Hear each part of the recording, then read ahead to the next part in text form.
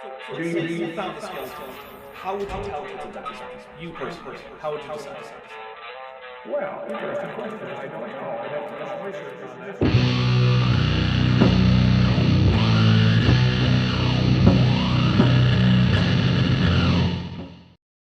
All right, we're here with Kent with Bent 25.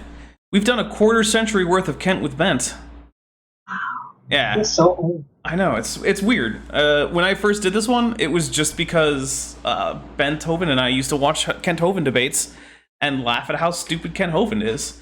Oh, and we got some, that's what we're drinking again today, is apparently some organic kombucha, cosmic Oh, cranberry. I thought it said orgasmic. No. Oh, I don't even like this anymore.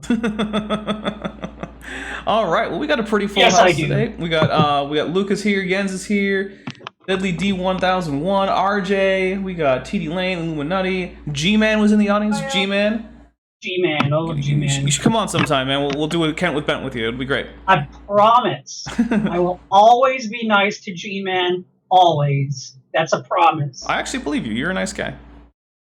Oh, we got Maya in here. We got Josiah Hansen. So we got a nice group of people. Today I am drinking some gin and tonic with some fairly cheap gin, but I was tired of drinking vodka, so I went and got some, well, basically some flavored vodka. Just had a little tiny fly flat my nose. Whoops. All right, so yeah, we're coming to you straight from sunny and ridiculously hot Arizona, where it's 100 degrees Fahrenheit. It's ridiculous out here, but that's okay. So, we are starting in on Seminar 7. This is Kent Hovind's Q&A seminar for his previous 6 seminars. So, I don't even think there's going to be a theme.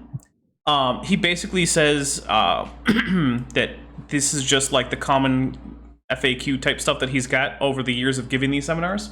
Oh, and for $2 from Vandalia 1998, I'd like to thank Bent for joining me in my video chat. There you go. Thank you. All right. So, let's see. We are going to be doing the standard Kent with Bent drinking game, which, by the way, we do not encourage that you follow along with, especially if all that you have to drink is just straight tequila. Like, okay, calm down there. Maybe go easy on that one. However, our drinking rules are: we drink whenever Kent says something so stupid that we just have to. We drink whenever Kent Hovind gets something right without it being a direct quotation of something else.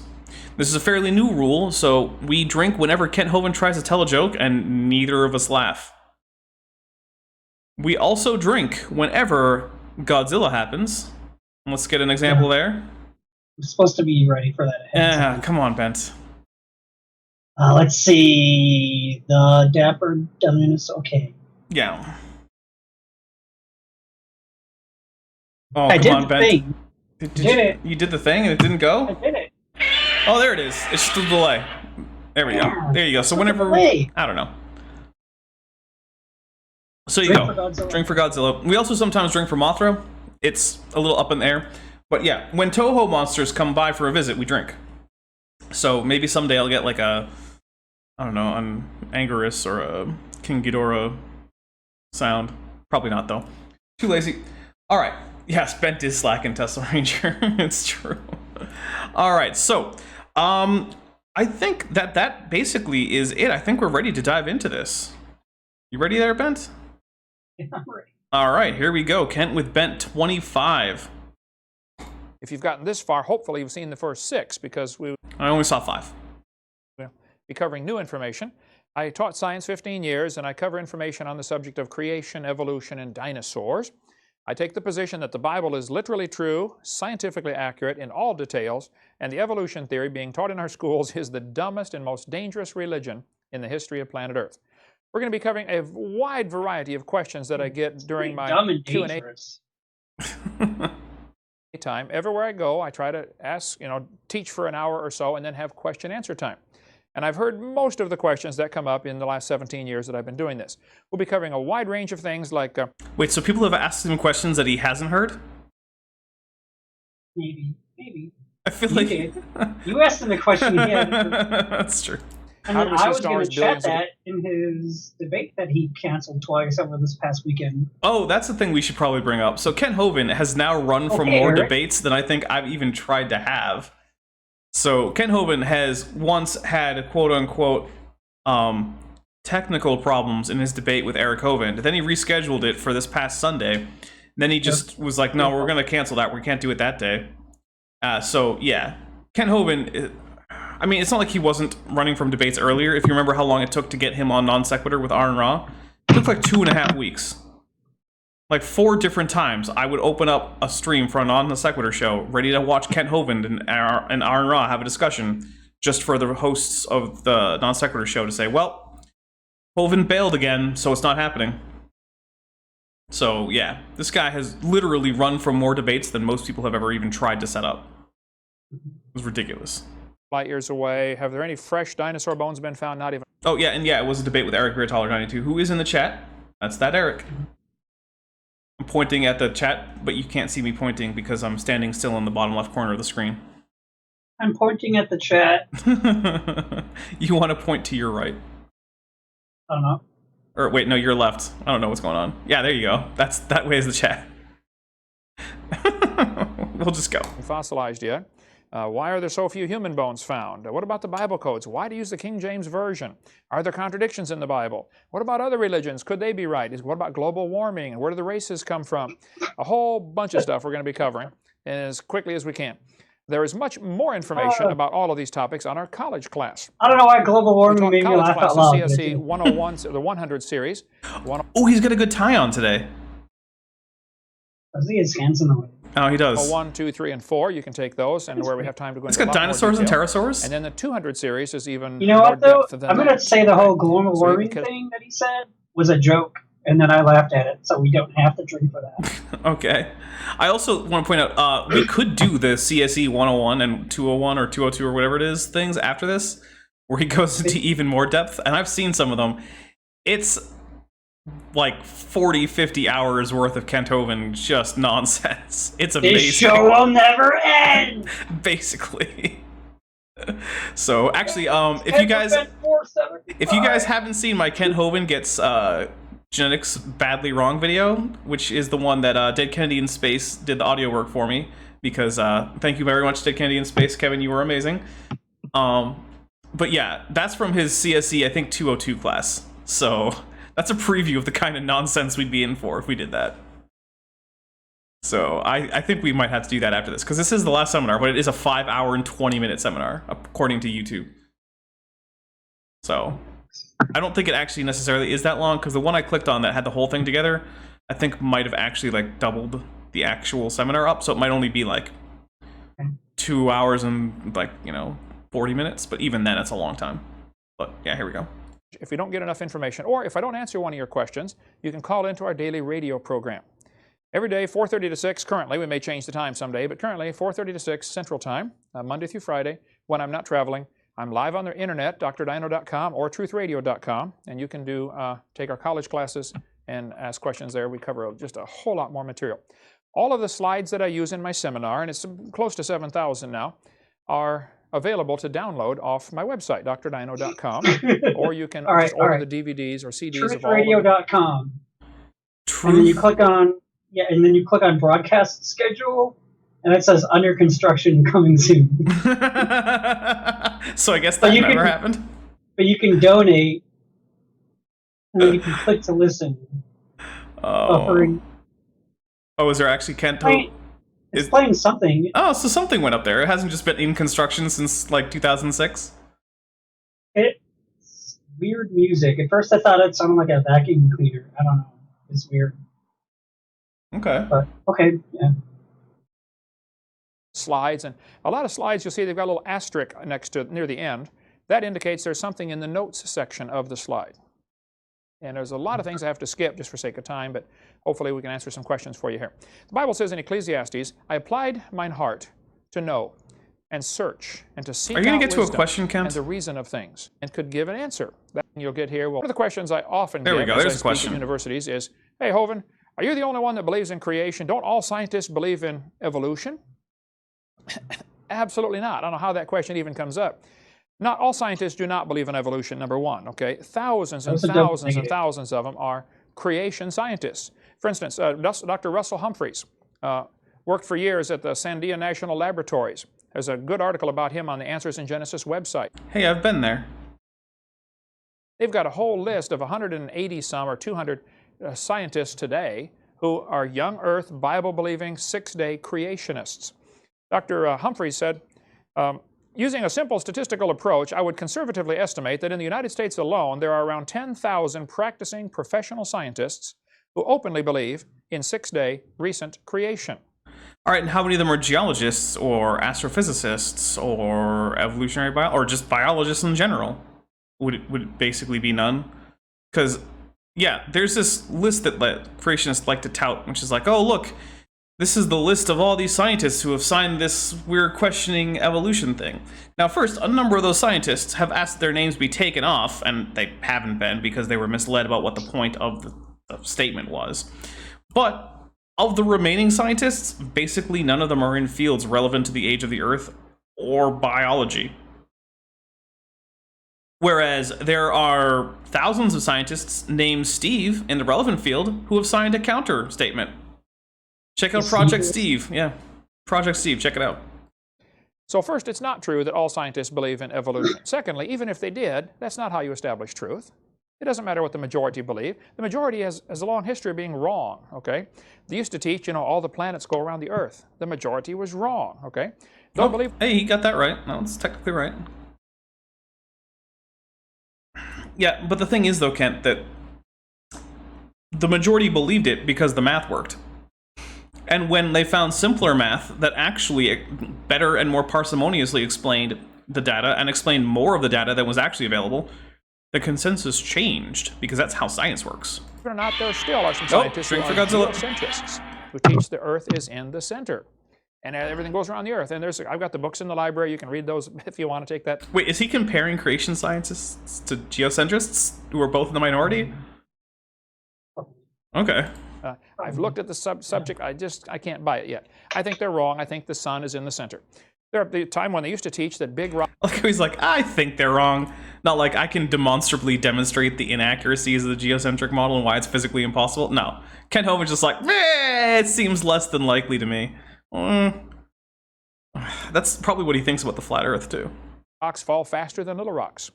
That was taught for 2,000 years, and it's wrong. So the majority can be wrong. But not the most dangerous things. They used to teach the doctrine of humors. If you're sick, you have bad blood. Take out your blood and you get better. That's how George Washington died. They were wrong. And in that case, they were dead wrong. Okay.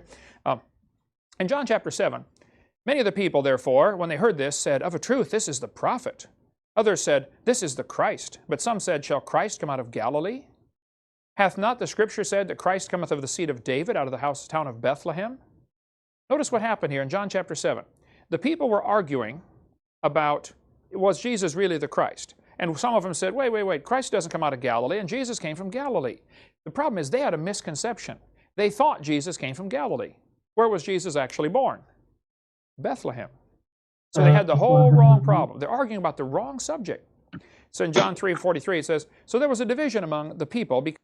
Wasn't the actual quote, nothing good comes from Nazareth? I don't remember. Something like that. I'm going to double check, because I'm pretty sure that Kent just... Pretty sure Kent Hovind just misquoted the Bible. Yeah, check the King James edition, though, because that's the only one that counts. Well, when I type nothing good comes from, you want to know what the first autocomplete is? Nazareth. Okay. Wow. Yeah, so here we go. What version do I want? Okay. King James. And Nathanael said unto him, can anything good come out of Nazareth? Philip said unto him, come and see. So, Kent, get the Bible right. Oh, it makes me actually a little bit sad that I know the Bible better than Kent Hovind, and I've never been someone whose job it was to teach people the Bible. Because of him, and some of them would have taken him. They would have tried to kill the messenger. Because they had a wrong impression, they're going after this. We got to shut this guy up. This Jesus is out there preaching, and we got to shut him up. They got the wrong impression to start with, And that's what happens. People get the wrong idea. They think creationists like me are doing damage to education system. No, we're the right people. We're trying to fix the problem, okay? We're trying to resolve it. Verse 45 says, Then came the officers to the chief priests and Pharisees, and they said unto him, Why have ye not brought him? Now this is classic. Notice, the chief priests sent I want you to talk about hoodlums to go get science Jesus. things. I don't want you to talk about the story of Jesus. They came back and said, wow. Look, if you want to know about the story of Jesus, read the Bible or read other things that you think will help you teach you about Jesus. There's a bunch of stories in the Bible about Jesus. Yeah, as it turns out. So just go read that. And if you feel like you still don't know enough, I don't know, go read other things. But that's not what this channel's for. We're going to skip a bit. This man, professor that says, you know, they here we go, advertise that Hovind's coming to the university to speak. Oh, I don't care about your story. Michigan University. And so here, teacher, you coward, why didn't you come? Okay, try to trap the creationists. They won't. Or if anybody does try to teach creation, we're going to get them fired. Send them out of here. Then verse 47. Oh my goodness. Classic one. The majority believes this, therefore it's true. I mean, that's silly. First place, it's not true the majority believe. Hey, we're back. After all that skipping ahead, we're back to his point about argument ad populum. He went on that ridiculous tangent about the Bible and some probably fictional story about him going to a university. But, which by the way... They wouldn't let him in a university. No, that's not true. I've actually seen him having been filmed in universities doing debates with people. I stand corrected. Okay. But secondly, that's not how you tell. And then they said, but this people who knoweth not the law are cursed. Seriously, Kent? Hovind translation. We have knowledge. Oh my gosh, Hovind we have a degree. You don't. We don't. Yeah, Hovind, yeah. I want to know how good Kent's Greek is. Kent, that's blasphemous, by the way. I know his Old English is bad because he says that if you read Beowulf in the original Old English, you get the idea that Grendel is a T-Rex. But remember when we did that live on air? Yeah. Approve of your degree is from a non-accredited by the professors today. And the 99 professors I've debated, it happens all the time. And then one of the guys, Nicodemus, very wisely said, Doth our law judge any man before it hear him? Nicodemus at least had the common sense to say, hey, before we judge this guy Jesus and say he's wrong, he's stupid, etc., let's listen to what he's saying. And I would encourage college students and professors and anybody, listen to the creation side. You know what? That's fair enough. I'm going to agree with Kent and say that, you know what, he was right about that. Yeah, you should. There's 60 watchers right now who are doing that. They're watching us do that very thing. Right. Although we're skipping a little bit of it. But we're watching to see what Kent's, you know. Still, though, I would say overall he's right, so I'm going to drink for it. Yeah, you should give people a hearing. But when they've been demonstrably shown to be wrong by basically every ounce of evidence, as has young Earth creationism, at a certain point, why even keep showing up? Well, of course, I keep showing up because it's hilarious. So, I mean, it gives me an excuse to hang out with all of these 60 or so wonderful people in the chat, only 23 of whom, at maximum, have hit like, guys. What the heck, So, man? yeah, come on. Even I hit like. Really honestly listen and I don't think I did. hear it, and then make your decision. When I spoke in Soviet Union a couple years ago, I was at a university over there in... I don't know, Pavel, if you remember what city I was in. It's in Ukraine, your home state. But one of the cities had a university. They shut Ukraine is his home state? I think it's a whole country, Kent. Sure, whatever. down the university and sent 30 professors to have me speak for 2 hours because on creation. I was a big celebrity, you know, Dr. Hovind from all the way from Florida, you know. The further I travel, the more famous I am, you know. When I'm right here in town, it's not famous at all. But they shut down the university and 30 professors came. After about an hour of speaking on creation, one of the professors was crying. And I asked the translator, this girl named Olga, I said, what's he crying about? And she said, he's never heard the creation story. He didn't know there was one. And I think there's a lot of people in America, a lot of students that I see in America have never really honestly heard the creation story. So if somebody says, everybody else believes in evolution, therefore you should too, number one, that's not a good argument.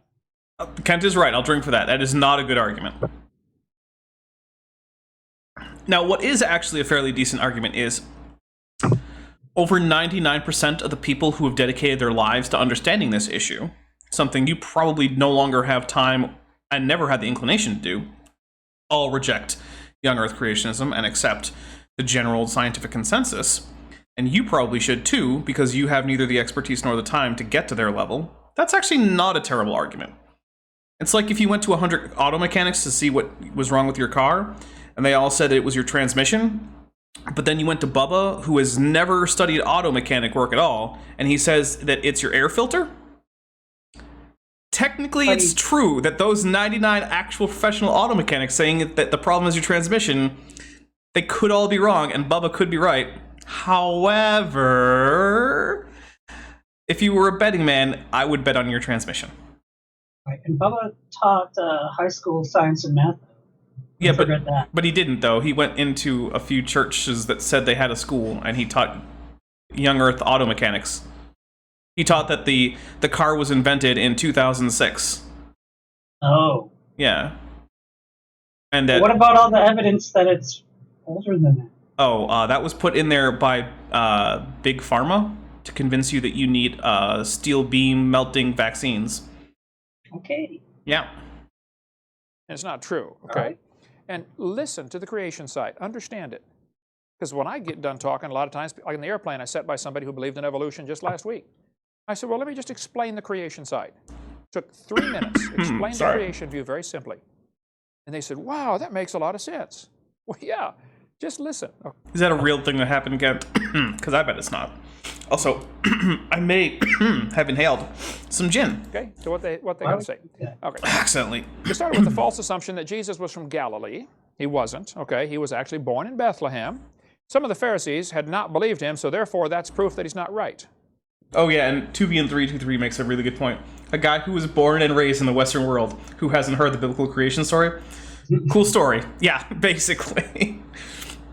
Like, if you grew up in the United States, Christianity is so pervasive that I find it essentially impossible to believe, or not even just the United States, just anywhere in the West, really.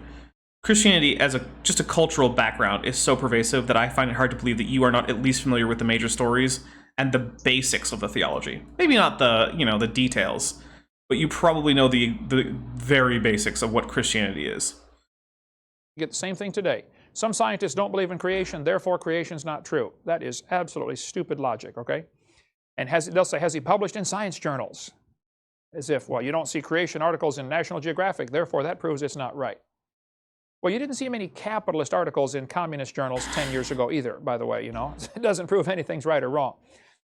The majority can be wrong. The majority followed Aaron into rebellion. The majority voted not to go into the promised land in Numbers chapter 32. The majority followed false gods many times in the Old Testament. The majority of the leaders hated Jesus. The majority of the world hates Christians. The majority voted...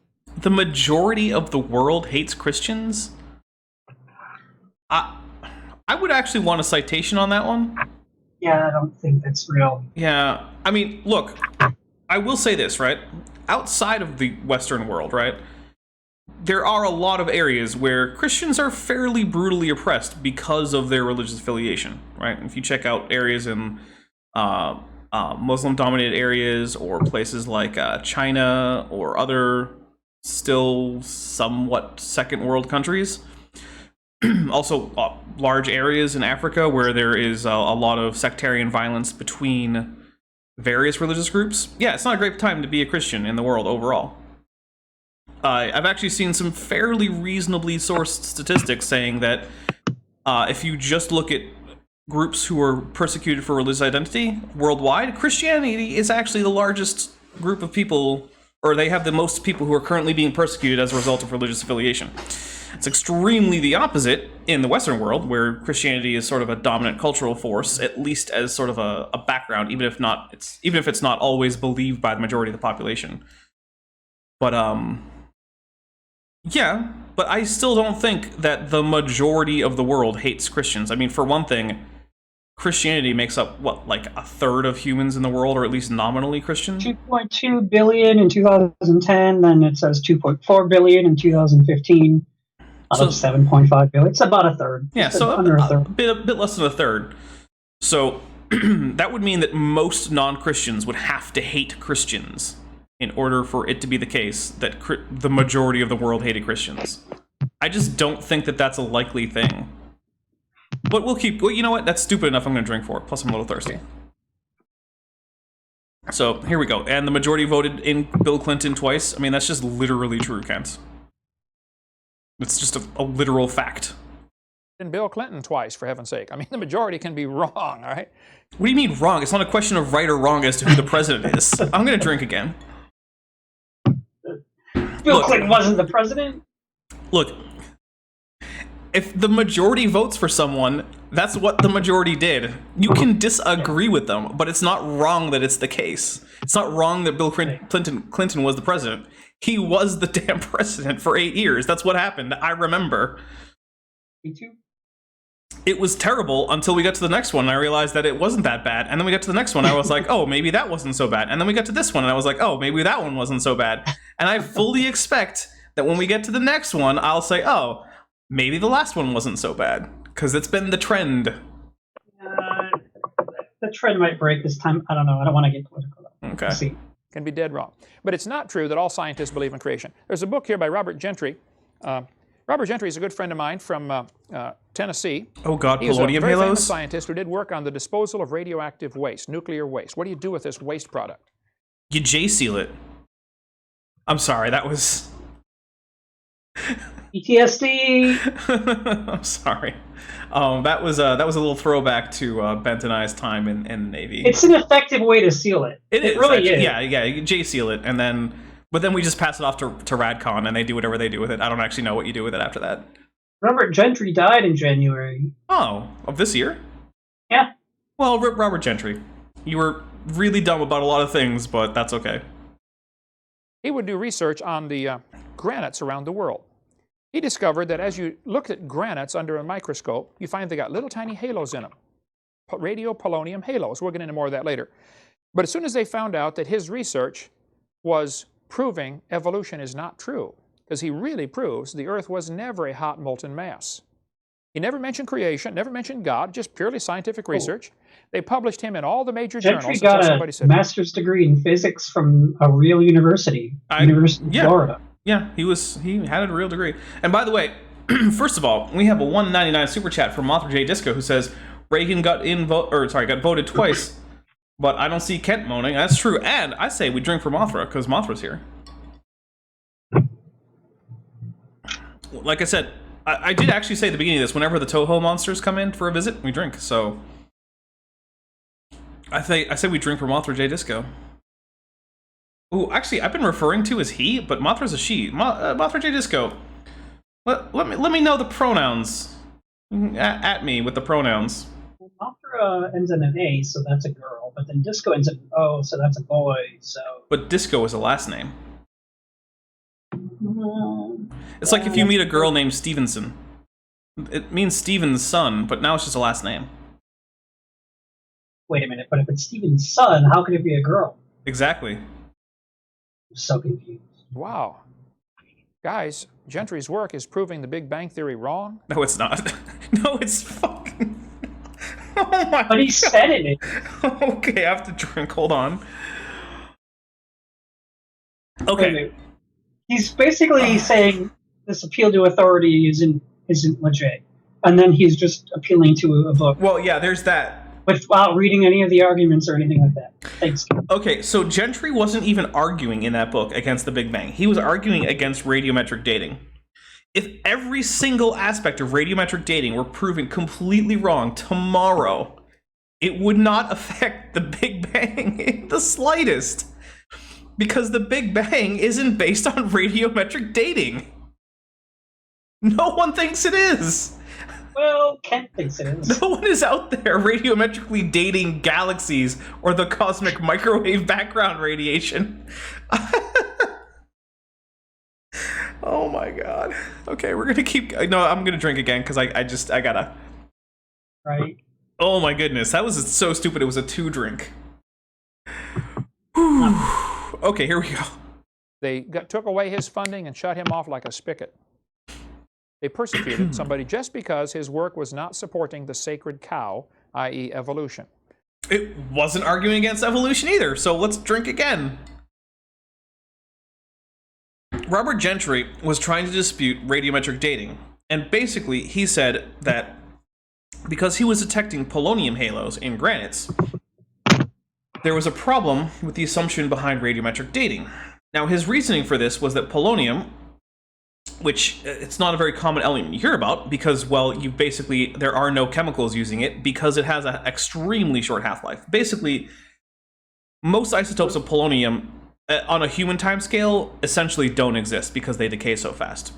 And he said that these halos, which were produced as the sort of energy from the decay of a nuclear or a nuclear nucleus, elemental nucleus, molecular or atomic nucleus. That's what I'm trying to get to. Sorry. As it decays, it releases energy, and on average, the energy is just evenly distributed in a sphere. And he was saying that these halos were characteristic of polonium decay. But the only way for the polonium to get there is if the granite formed with the polonium in place instantaneously because of the short half-life of polonium. How else would you get polonium in there? Well, there's a few things. Many of the halos that he pointed to were actually not polonium halos. And as you may have noticed, if you've seen my Genesis Apologetics Should Apologize series, I actually list out the decay chain for uranium-235. You know what occurs more than once in the decay chain of uranium-235? Polonium? Polonium, yeah. So all that you have to do to explain why there might be a polonium halo is to say, well, it's a decay product of other elements that are longer lived. I mean, literally problem solved. Oh, and then for $1.99, Vandalia 1998 says, silly dapper, everything in science is evolution. That's true. That does seem to be Kent's idea. But the thing is, even if Robert Gentry were right, and polonium halos prove the instantaneous creation of granite as granite in the recent past, or even not in the recent past, it doesn't get rid of all of the evidence for evolution. Because there's a huge amount of evidence for evolution. Oh, and Eric Kurtal, you're gonna get going? All right, well, you have a good day, man. And yeah, we'll be in touch about whether there's maybe an after show if you manage to get a debate set up after Kent bailed on you twice in a row within less than a week, which is, yeah. I very much stand by my Kent Hovind is a coward video that I did with Erica. So, wait, you don't think he didn't actually pour water on his computer? I can't say I think he didn't. I'm remaining agnostic on this, but I am skeptical because I don't take things that Kent says at face value, even if they are otherwise fairly reasonable. I thought it was impossible to be agnostic. That's a different. We're not getting into that. That's a completely different conversation that can happen on other channels. That's a conversation I don't want to be in. Yeah, I just had. No, I get it. I get it. Roger DeHart was a science teacher at Burlington Edson High School near Seattle. He was told, they brought him into the office and said, you cannot tell your students about errors in the textbooks. All he was doing was bringing in current science journals. Here's a textbook that says the baby has gill slits, like we covered on video 4. DeHart would bring in a science journal, says, guys, I'm sorry, it says in the textbook on page 220 that the baby has gills. That's not true. Here's a current science journal. See, here's the evidence. He never mentioned God, never mentioned the Bible, never mentioned creation. He just said this textbook's not accurate, and they told him he couldn't do that. You can't inform your students that the book is out of date? So I actually have mixed feelings on this one. On the one hand, yeah, books are often out of date, and textbooks tend to lag over a decade or so behind scientific research. But on the other hand, there's a curriculum you have to get through. Okay, like, I've never been a school teacher. However, my father was a school teacher. My sister is a school teacher. Her husband is a school teacher. My mom works in a school. So, like, I have some school teachers who are fairly close to me, right? And one of their struggles is making sure they actually get through the assigned curriculum. And if what you're going to do all day is spend time looking through journals that are not at the level that these kids are ready to understand, just to undermine the stuff that's in the curriculum, I don't. It's iffy because I want it to be accurate, but like, you got to get through the curriculum.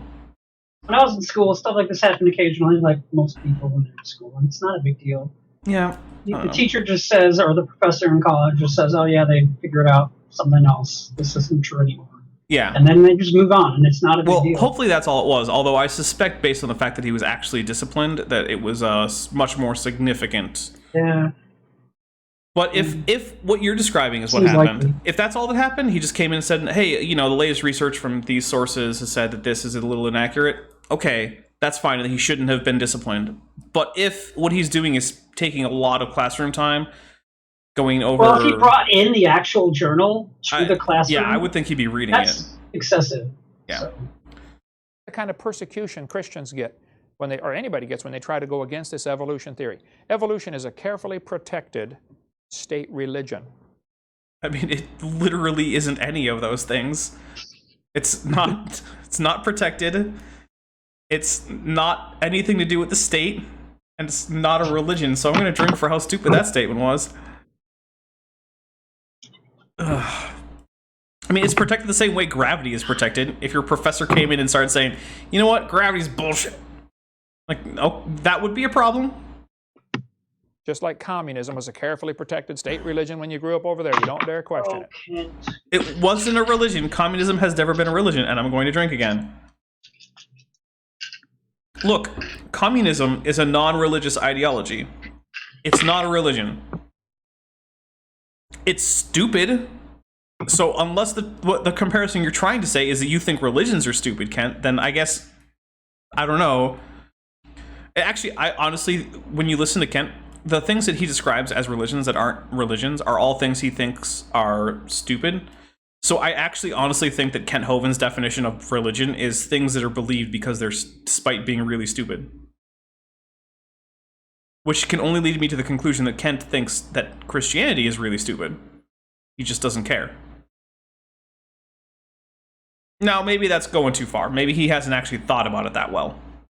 But it does seem to be the only commonality in things that he calls religions, is that they are all things he thinks are stupid, with the one exception of Christianity. But... Okay. Kevin Haley was a biology teacher in Oregon. He lost his job simply because he exposed errors in the textbooks.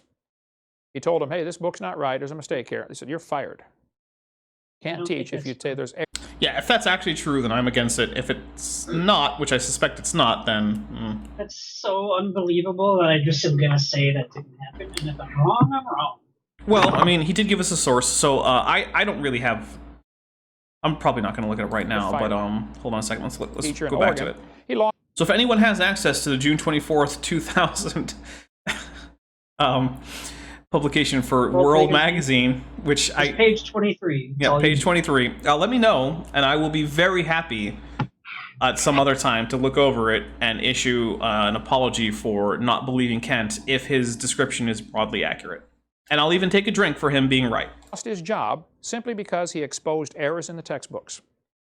He told them, hey, this book's not right, there's a mistake here. They said, you're fired. Can't teach if you say there's errors in our books. Baylor University, Oh, hold on a second. We have Grand Admiral Thrawn in our chat. So you know what? May the 4th be with you, Grand Admiral. And I'm sorry that your various campaigns against the New Republic didn't super work out. But hey, you know what? You funneled important intelligence back to the CHIS. So good job. Gesundheit. Take it you're not much into the extended universe or what's now considered legends. I thought you just sneezed. No. Texas fired William Dembski in April 2000 simply because he told his students there might be an intelligent designer. He said, oh, you're not allowed to say that, so they fired him. Dembski has done a lot of really, really, really bad science, and I'm pretty darn confident that wasn't the reason he was fired. In fact, basically, I haven't looked into it a whole lot, but everyone I've talked to who's looked into the stories, because these are all basically just cribbed from like No Intelligence Allowed, or the same sources that No Intelligence Allowed used, which was a movie by Ben Stein, talking basically about creationists getting quote-unquote oppressed. And pretty much all of them involved actual instances of no-kidding academic misconduct. Not necessarily like misconduct in the sense like they weren't committing crimes or harassing students or anything, but things that would have normally gotten anyone fired, like, lying in papers and taking class time away from actual curriculum in order to talk about nonsense that's already been disproven. This is Baylor. It used to be a Christian college, okay? Forrest Mims was a science writer for years. He wrote for many major journals, National Geographic, Science Digest, American Journal of Physics. He wrote for all kinds of articles for magazines.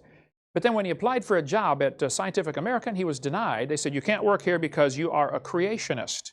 Even though what he was writing on has nothing whatsoever to do with the subject of creation or evolution, they said, we don't want you on our staff because it would look bad if we hired a creationist. That's the type of persecution you get. Rod Levake was told, he told his students, I kind of doubt this Darwin theory is true. So they took him away from teaching biology and gave him another job. Yeah. Just like if you had someone who was teaching geography and he said, you know, I kind of doubt this whole globe thing is true.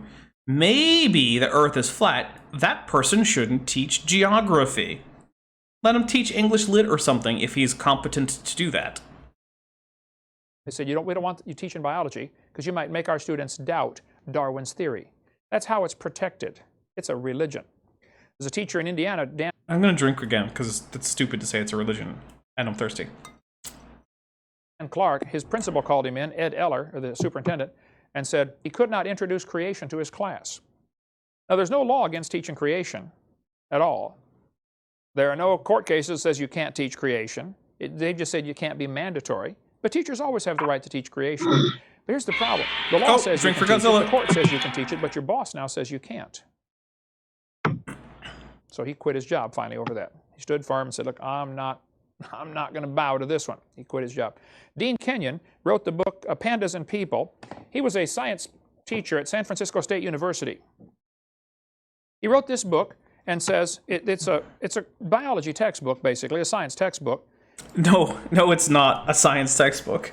Of Pandas and People is like, it is basically taking 20-year-old creationist talking points that were already 40 to 50 years out of date when they were created, and shoving them into a laughably bad textbook that is littered with references to creationists, except they did a word replace to replace creationism with intelligent design and creationists with intelligent design proponents, except for the time that they misspelled creationist and it snuck by the word processor that they used to do the search and replace, which was used as evidence in court when it came up. Whoops. Exactly. Pandas and People is just laughably bad. It should not be taken seriously in the least. There was a similar issue in Threat Level Midnight. It's true. If you've ever seen Threat Level, or if you've ever seen the pre-filming script reading of a draft for Threat Level Midnight, an excellent movie by the Michael Scarn Company, then you'll be familiar with the problems of the search and replace function when there are misspellings. That says, hey, you know, there must have been some kind of designer. This is so complicated. This is amazing. There must have been a designer. It doesn't try to get him saved or converted to be a Baptist or a Buddhist or a Catholic. It just says, look, there must be a designer. He was a tenured biology professor, San Francisco State University. He had written all kinds of books about evolution when he believed in it. Then he got converted and said, you know, I really doubt that theory is true. It doesn't work. And so they fired him. But he was tenured, so he sued them and got his job back, and they put him in as a lab assistant washing test tubes, stuff that, you know, the students do. He had to sue him again to get his real job back. Just because he said, I think there might be a creator to this universe. That's the type of person. Okay, first, I don't think that's all he did. However, if that is all he did, then I'm glad he got his job back, because saying, I think there might be a creator to the universe is a stupid reason to be fired, unless you're like the spokesperson for like Atheist R Us or some crap like that. Like, yeah, it's a perfectly reasonable thing to say, I think there might be a creator. Okay, great. That shouldn't be a fireable offense almost anywhere. So, but I again suspect that might not be what happened. You get. When I spoke in Lubbock, Texas several years ago, they had a professor there named Dr. Dini, D-I-N-I, who teaches biology. He told his students, if you don't believe in evolution, don't come ask me for a recommendation to go off to medical school, because I won't give you one. He said, it was on his website for years. He said, if you don't believe in evolution, you'll never get a recommendation from me. Well, when I went to speak there in Lubbock, Texas, the students offered Dr. Dini $1,000 if he would debate me for 2 hours, and he refused. First, I don't really believe that there was actually $1,000 on the line. Second, I don't care. I can think of plenty of things that an actual professor would be better off doing than debating Kent Hovind. I do Kent Hovind content because I'm not a professor. I'm not a publishing scientist. I'm just some dude with a microphone. A microphone, which, by the way, was bought on my Amazon wishlist, which is linked in the description. Check it out. Or don't. You don't have to buy me anything. You can look at the although, actually, I will say, Ian Chen, if you're out there, which you're probably not, it's probably like 4 a.m. tomorrow where Ian Chen is. But Ian Chen, he just got me some stuff from my Amazon wish list, and I got a box of Space Marines on my doorstep yesterday morning. So that was pretty cool. Because I'm trying to get a 40k army together, so some of the stuff on there is 40k stuff. So if you want to buy me some paint, you totally can. Or you can just look and see what's on there. And then say, everyone, nah. And then if you want to buy some, then buy some. Or don't. Or don't. But yeah, what I am actually planning on doing is when I get enough stuff to actually get the army really going, there's going to be some like progress updates on Top Hats Off. So you're going to be able to see things like paint schemes, models, stuff like that when the army really starts getting going. And I'm probably going to really dive into it reasonably soon. Sooner if I get more stuff, later if I don't get more stuff. So, you know, it's... Also, it's harder to do when the pandemic is going because Games Workshop and Forge World are not shipping. So, yeah, and I would like to get a few small items from Forge World. I want to get some shoulder pads, some helmets, and a transfer sheet from them. So, it's... How soon I can really get things going is always a little bit iffy. But here we go, more Ken. $1,000 for 2 hours. That's pretty good money, Leah. How'd you like to make $1,000 for 2 hours? I mean, he said no, he won't do it. This persecution that happens I got paid $1,000 for 2 hours of campus. Secular school system. Tell you what, if we get $2,000 in super chats, I'll give you $1,000 for it. Cool. That won't happen. Nor should it happen, because you guys should not be giving me that much money. What if I did a large super chat? I get half of it back. Yeah. Go for it. Super chat $2,000 right now. No? Okay. What are they afraid of? So I say, well, it's not true that all scientists believe in creation, but many scientists that do believe in creation are afraid to say anything because they know the kind of persecution you're going to get. How many teachers were there in Ukraine that did not believe in communism but didn't dare say anything about it? Yeah, because getting fired and getting sent to the gulags are totally the same thing, Kent. I'm going to drink for that. Like, evangelicals in the United States have this weird oppression complex. It's like, look, you are not being oppressed like Christians were under Soviet Russia or the Roman Empire, or like they're currently being oppressed in some places like, you know, parts of Central Africa. Oh, and hey, for $5 dues from John Rapp, g'day from Oz, I've been wondering, what's the background in Kent's Masters of Education? And as little as I know of evolution, this Drongo knows less. I mean, it would be hard to know. It would be hard for anyone to know less about evolution than Kent Hovind. For his Masters in Education, so first it's a Masters in Christian Education, so there's that.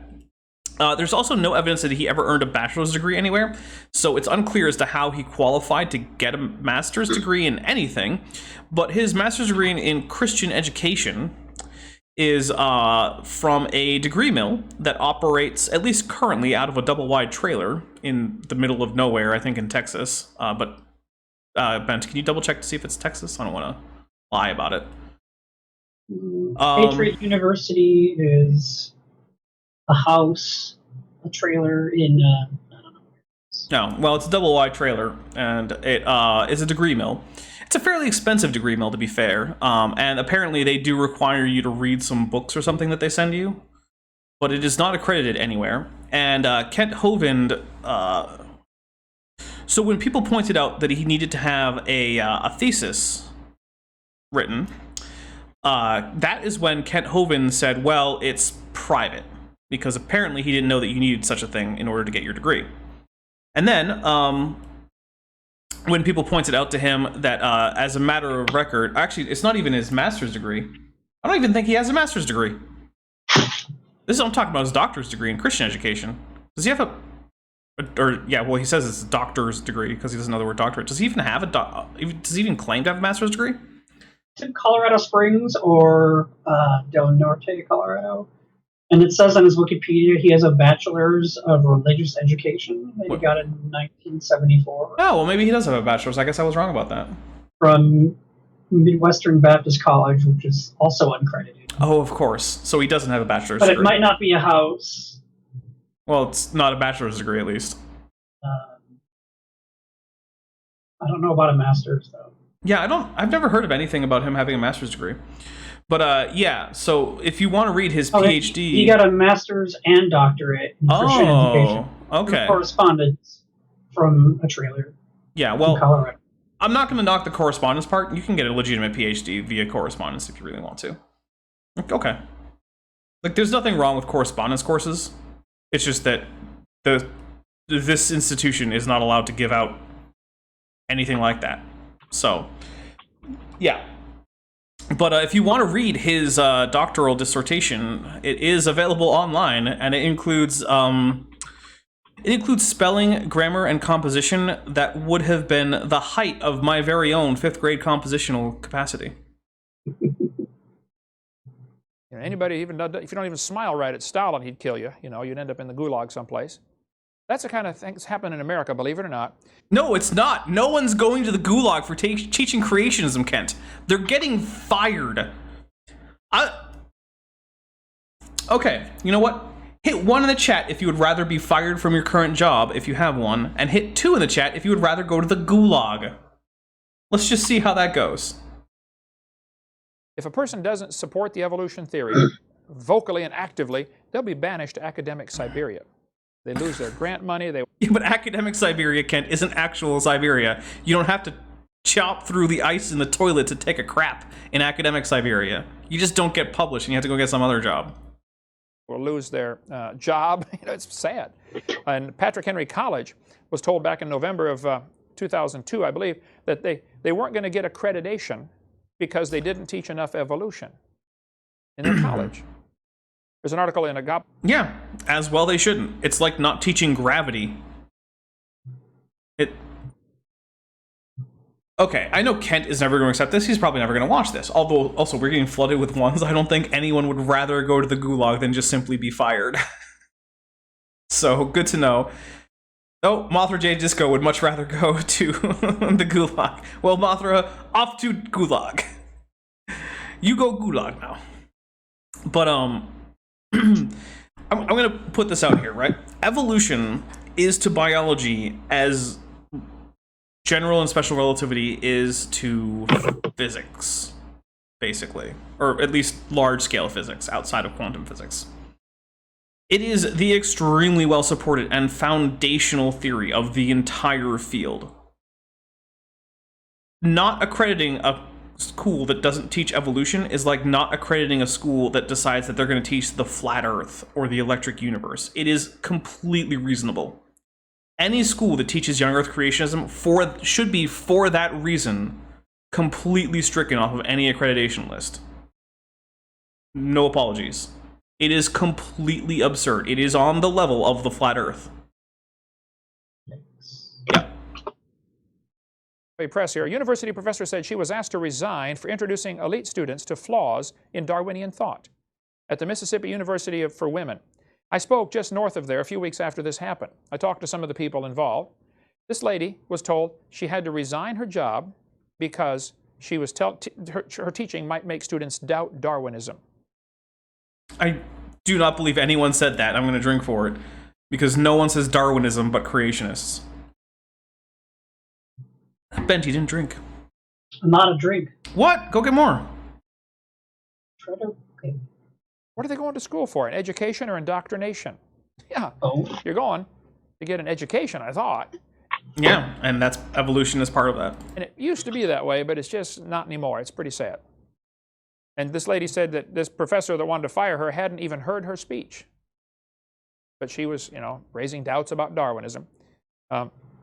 All kinds of scientists down through history, I mean, like thousands of them, all the branches of science were started by creationists. You know what? I'm going to go ahead and say that that's actually reasonably accurate. So, virtually every branch of modern science has been started by someone who believed that God created the universe at the very least. When he did it, there's a little bit of up in the airness to that with some people. However, yeah, it's broadly true that Christians, at least, started most branches of science. Not all. There's a reasonable argument to be made that it was actually a Muslim who started the branch of science called optics. Certainly, it was a Muslim researcher who did the majority of the foundational work in optics back in the medieval period. And you can say like geometry, which isn't really a branch of science, more mathematics, but we'll just count it for now, was probably started by, you know, the Greeks, at least in its formal sense, that we still practice to this day. And astronomy certainly wasn't started by Christians, because, I mean, it predates Christianity by a whole lot. But, you know, classical physics, paleontology, I mean, a lot of the things, you know, yeah, it's true. We're started by Christians who believe God created the universe. Great. Nothing about modern science says that God didn't create the universe. Some of it can be interpreted in ways to say that God didn't necessarily have to do certain things that had been attributed to him. And if that's a problem for you, okay, well, I'm not your pastor. Go talk to him. There's a list. There's a good list on Answers in Genesis. Just go to answersingenesis.org website and type in. Oh, that's back when Ken Hovind was on good terms with AIG. He's not anymore because they've written several articles calling him out for his bad arguments. That's fun. Now, they tend not to call him out by name, but it's pretty obvious who they're talking about. Scientists who believe creation. And it'll bring up all kinds of articles, and you can read about all these scientists down through history who have been creationists. Very famous scientists. I've often asked evolutionists, I say, guys, can you name me one advancement in modern science we've had because of the evolution theory? Is that why we have computers? Is that why we have, you know, telephones, radios? It's why we have reasonably effective vaccines, Kent.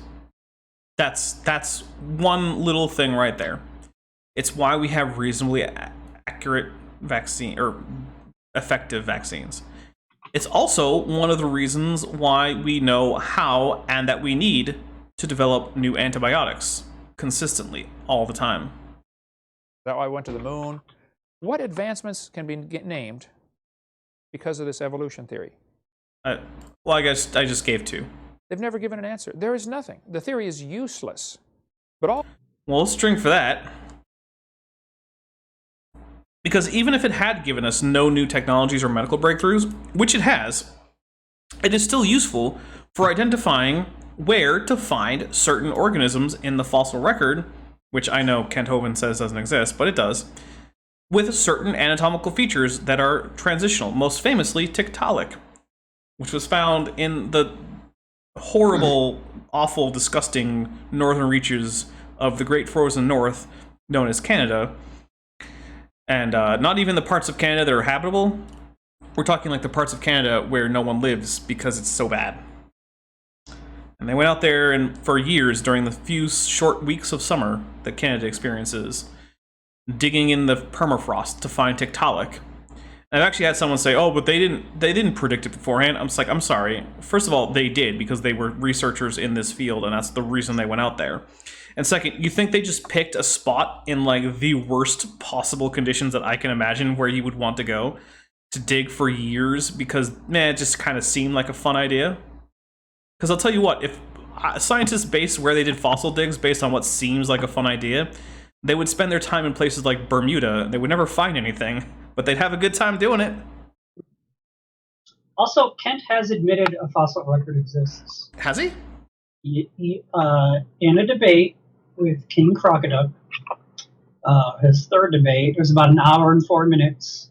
He goes on this rant and he mentions the fossil record in his rant. Well, that's a good debate series. If you haven't seen the 3-part It's a great King Crocoduck versus Ken Hovind series, it's amazing. I think it's on Steve McRae's channel. I don't think the Non Sequitur show was really much of a thing at that point, so it's pretty amazing. But we're going to keep going. All major science, all the whole branches of science in the last 400 years were started by creationists. Now, they weren't all young earth creationists like me, and they certainly weren't all independent, temperamental, fundamental, right-wing, radical Baptists like me, but they were, you know, creationists. Werner von Braun, the head of our space program, was a creationist. A.E. Wilder-Smith, William Ramsey. Oh, you know what? James Downer asked a good question. Since Kent includes uniformitarian geology as, quote, evolution, can we include all oil company profits in the evolution column? Yeah, no, that's fair. Every single red cent that any oil company has ever made from predicting where oil would be on the basis of geology, yeah, that's the use for evolution. The Wright brothers, they studied birds He said, we want to see how the designer, the creator, how God made the birds, and we'll learn how to make an airplane. Except that their airplane doesn't fly along most of the same principles as birds. They didn't make an ornithopter, Kent. They made a regular fixed-wing aircraft. So that's a stupid comparison, so I'm going to drink. By studying airplanes. The guy who invented the MRI, the magnetic resonance imaging machine, was a young earth creationist. They're a creation. Actually, that's fairly well disputed. Ooh, sparkling grapefruit. Why don't they just call it grapefruit soda?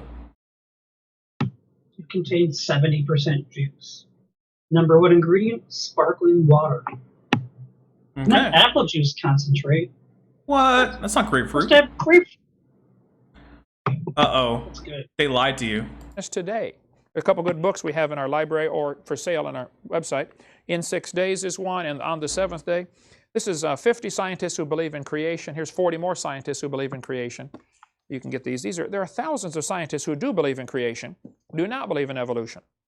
Karl Popper, a famous leading philosopher of science, he said, evolution is not a fact. Evolution doesn't even qualify as a theory or hypothesis. And also believe in evolution. Yeah, I will say that is true. Like, there are plenty of theistic evolutionists out there, and they believe that God created the universe. So I it's... feel like most scientists who are actual scientists who believe in creation are going to also believe in evolution. Yeah, I would say the majority, at least of scientists in relevant fields who are religious, are theistic creationists of some sort or another. And if you want to learn a lot more about theistic evolution and why that's a thing and whatnot, check out Biologos. That is a theistic evolution website. It's an explicitly Christian one, so if you're not Christian, that might not be the place that you want to get all your theistic evolution stuff. But its very existence demonstrates that it is not incompatible with Christianity, or religion in general, I suppose, to be someone who accepts evolution. You do not have to be an anti-evolutionist in order to be religious, and I would encourage you not to be an anti-evolutionist if you are religious, because it makes you wrong. And if for some reason you feel like you can't reconcile the two, I'm sorry, but it's the religion that you should probably give up on, because your religion is definitely wrong. Sorry. However, other interpretations of similar religions may be right, or at least may not be definitely wrong. Check out those, maybe. It's a metaphysical research program. It's not really testable science. Evolution is a religion. And they get so angry when I tell them that, which is probably why I tell them that, every few minutes, because I... See, I'm going to drink again. Pretty much every time Ken says evolution is a religion, I'm just going to drink because I'm thirsty and it's hot in here. And it's a stupid thing to say. Yeah, so the thing is, I actually like Aaron Ra's definition of religion. Generally speaking, when Aaron Ra goes outside of cladistics and phylogenetics, I think the quality of his content starts to go down a bit. However, I will say I actually do like his definition, because I think it really does make a pretty good distinction. It encompasses pretty much everything that the proponents of various ideologies who consider their ideologies to be religions would accept. And it also encompasses the broadly accepted things that people generally think of as religions. Do you know what his definition is? His definition is a religion is a faith-based belief system, and I'll just ignore faith-based. I'll just say it's a belief system. It's a belief system that promises that some aspect of the individual, be it a soul or some aspect of self or memory or whatever, will exist beyond the death of the individual and the associated practices, rituals, and organizations. That's a religion. If what you have isn't that, it's not a religion. Evolution doesn't propose that, nor does it preclude it. It doesn't state anything either way about what happens to you after death. So... Oh, and Monk Mayfair, he took my advice mixing the tequila with some Mountain Dew. That's an interesting choice. I've never had tequila with Mountain Dew, I'll be honest. However, it is actually of note that Mountain Dew was invented as a mixer for whiskey. So, if you want, I was suspicious about this, and so I tried it.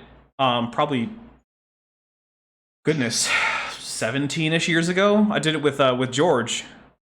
Oh, George. Yep, George. Yep, I did it with George on one of his movie nights where me and George and Legs and Vinny would get together and we would make... Forgot about Vinny. That guy was cool too. Yeah. So we would get together and we would wrap some filet mignon in bacon after stuffing it with cheddar cheese. Nice. We would put it in the oven, and then we would cook up some artichokes and make some butter hot sauce, dipping sauce for the artichokes. And we would make ridiculously strong drinks. like Long Island's, but one of those movie nights. Oh, and we would watch primarily classic 80s cinema, mostly action movies, including some wonderful Canon films. So if you don't know what Canon films are, it's like the schlock action of the 80s. And so during one of these, George was like, you know what, we're doing whiskey and Mountain Dew. And I was like, really? That's okay. And so George gave me this whole story, which I checked up on later, about Mountain Dew being invented for mixing with whiskey. Yeah, actually a pretty effective mix. But for $4.99 US, we got Vandalia 1998 with Super Chat. So which of the denominations of evolution do you belong to? I'm a Southern Cladistic. I'm a Western Linnaean. There you go. I'm a Western Linnaean. So take that. I'm also a Southern Cladistic.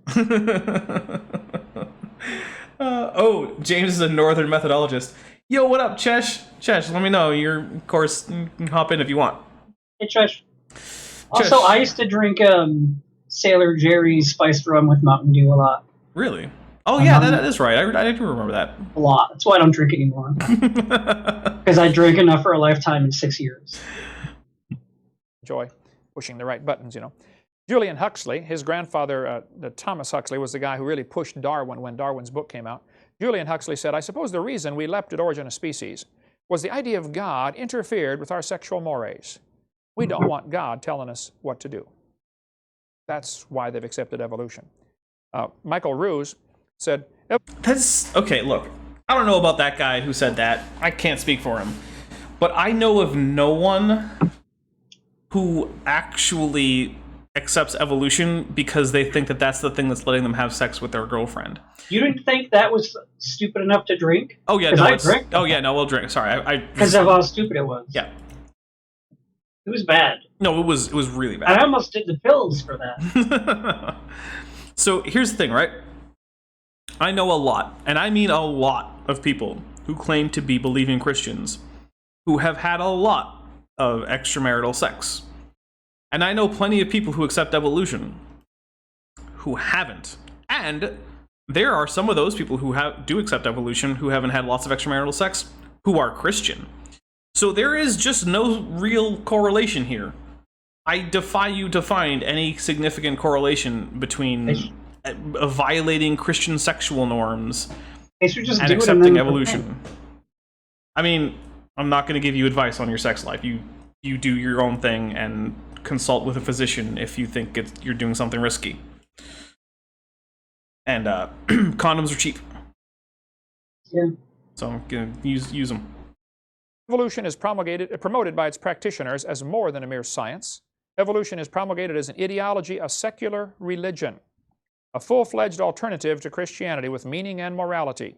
Well, it's none of those things. So you know what? If Dr. Michael Ruse actually said this, it was stupid. He said, I am an ardent evolutionist and an ex-Christian. But I must admit that in this one complaint, and Mr. Gish is one of many to make it, the literalists are right. Evolution is a religion. This was true of evolution in the beginning, and it's true of evolution still today. Evolution is a religion in every sense of the word. In no sense of the word, but okay. Evolution is a fairy tale for grown-ups. The theory has helped nothing in the progress of science. It's useless. So it's not true they all believe it. Nearly all branches of science were started by creationists. I'm sorry, what was that? I feel like that's politics he's talking about. Evolution theories added nothing to science. When students or professors fear expressing their real honest thoughts, they're not getting educated, they're getting indoctrinated. Students get flunked for not supporting the evolution theory. I've never seen that actually happen. If you get the right answers on the test, no professor is going to ask you what you really believe. Honestly. Hey, I took biology courses and was a young Earth creationist and flunked nothing. didn't think anything. Yeah, it's just not true. Yeah. Look, you do not have to believe things in order to answer things on tests. I actually think most people have probably provided answers that they didn't actually believe in order to get a grade on some test, sometime, somewhere. I did that for one test. I don't want to get into the details. Yeah, but it's just a thing. You just do it. Yeah, just because I didn't really agree with the assumption. I mean, I was still able to do research on it and write the paper. Apparently, according to James Downard, Ruse, the guy that Kent was quoting, has suffered from foot and mouth disease for years. Yeah, that doesn't surprise me. Yeah. Every week when I go out and speak, somebody will come to me and say, when I was in biology class, I wrote a paper and the teacher gave me an F because it didn't support evolution. So you mean it was... because you were stupid. Yeah, probably. Yeah, that's the much more likely explanation. Not even stupid, lazy. You just didn't do the work to write a good enough paper. That could be. Or because I dared to go against the evolution theory. I get calls like that. Diane, you take some of the calls and transfer them over to me. Students saying, hey, what do I do? My teacher gave me an F because my paper went against evolution. It's sad. I mean, it's discrimination. All the advancements in modern technology have nothing to do with evolution. Evolution is a hindrance to science, not a help at all. I was going to say, this is a better audience shot than last time, to the point that I think it might actually not be the audience that he's talking to. Because if you guys watched the last one, they did an audience reaction shot, and oh my goodness, everyone looked like they wanted to shoot themselves. They were like falling asleep. It was terrible. In this one, everyone's like sitting they're all paying attention. Like, this woman's nodding along. She's like, yeah, I do not believe this is the same audience. Okay, next question. What about separation of church and state? Well, there's no such phrase in the Constitution. You can get the entire Constitution and the Bill of Rights and the Declaration of Independence for $1. This little book, Citizens Rule Book. Just get it for free online. Get it for free online. Don't spend $1 to get the Constitution and the Declaration of Independence. That's crazy. Also, I don't know if Kent knows this, but not everyone lives in America. In fact, most people don't. Excellent book. Everybody ought to read this one. No, if you're an American citizen, if you're a citizen of the United States of America, you should probably have read them. If you're not, I can't imagine why you would want to. It's got a great story in here about the jurors. It's amazing the power that jurors have. One juror can decide he doesn't like the law. And if they pass a law in your city that says, you can't spit on the sidewalk, and somebody spits on the sidewalk, and they videotape him. They got the whole thing. He broke the law. I mean, they take him to court. It's proven. He broke the law. But you as a juror say, I don't like that law. I don't think it's fair to say you can't spit on the sidewalk. The judge is going to threaten all the jurors and say, no, you have to rule according to the law. You got to listen to my instruction. You don't have to listen to anything that judge says. He's blowing smoke, okay? You know what? Actually, Kent is right about this. We're going to talk about it for a second. Well, you have to listen to some things that not as a juror. The judge says. But there is jury nullification, and it is amazing. He's broadly right. So there is in countries that more or less have a foundation in English common law. I can't speak to any place else. The jury cannot be held in any kind of liability for an incorrect non-guilty verdict, or a non-correct guilty verdict, or being hung. So your vote in the jury cannot be used against you in any legal proceedings whatsoever, in the United States at least. So you are in fact able to vote not guilty if you know someone's guilty, but you think it is inappropriate that they be punished for the act. It's called jury nullification.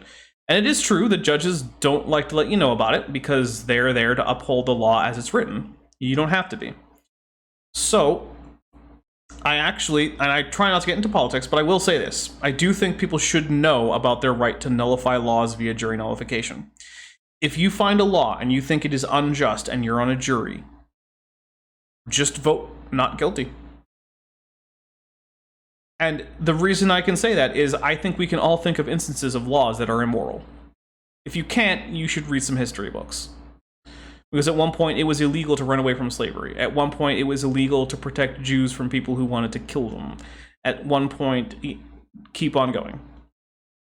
In modern United States, maybe you think it's immoral to send people to jail for possession of marijuana. Vote not guilty. if you think that that's immoral. There you go. Jury nullification. Kent is not wrong about this one. It is a thing. Don't take my word for it. Go look it up. But it is very much a thing that you can do if you're on a jury. And that's why I think people should probably not try to avoid jury duty, because you could be the difference between a person who's done nothing wrong and going to jail, which is not something that people who haven't done anything wrong should be doing. So, should not be going to jail. So, yeah. That's about as political as I've ever been on this channel, so congrats to everybody. Smile, nod your head. When you get in that jury room, you vote not guilty. And the rest of the jurors are going to think you're nuts. What do you mean not guilty? You saw the tape, you saw it. Yes, I know. But the law's no good.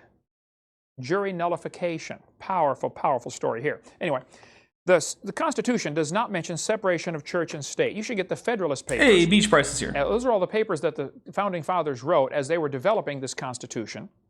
You shouldn't just get the Federalist papers. You should also check on the papers that were for the anti-Federalist side. And there are also some good points in there. There are also interesting arguments. If you're going to do that deep dive into poli-sci and history, you should get both sides on that argument. And you can see their thinking process. The same day they voted for the First Amendment, you know, which people often say separation of church and state, which is not what it says. It says the government shall not make a religion or prohibit the free exercise thereof. But that same day, Congress voted to send $25,000 to help a Catholic missionary start a mission to help the Indians in St. Louis. They were not trying to separate church from state. All right, I'm going to drink because this is stupid, and I'm going to tell you why. Okay, so the people who wrote and voted to ratify the Constitution are well known to have been at odds with various aspects of the sort of political science theory behind the Constitution. Just look at slavery. It's extremely hard to square that with the political science ideas behind the Constitution, and yet it persisted in the United States for quite a long time after the ratification of the Constitution, which was essentially only authorized to be done by the Declaration of Independence. So the whole foundation of the whole thing was completely hypocritical from the start. So you pointing out something that the founding fathers, if you will, of the United States did that is in opposition to some currently held and I think pretty reasonable interpretation of the Constitution isn't really significant from a legal standpoint. They wanted to keep the state out of the church, but not keep the church out of the government. I don't even know what that would mean. I'll be honest, if you're involved in my business, then I'm going to be involved in your business, and that goes to the church and the state. If you want to come in here and tell me how I need to run things, I'm going to feel free to do the same to you.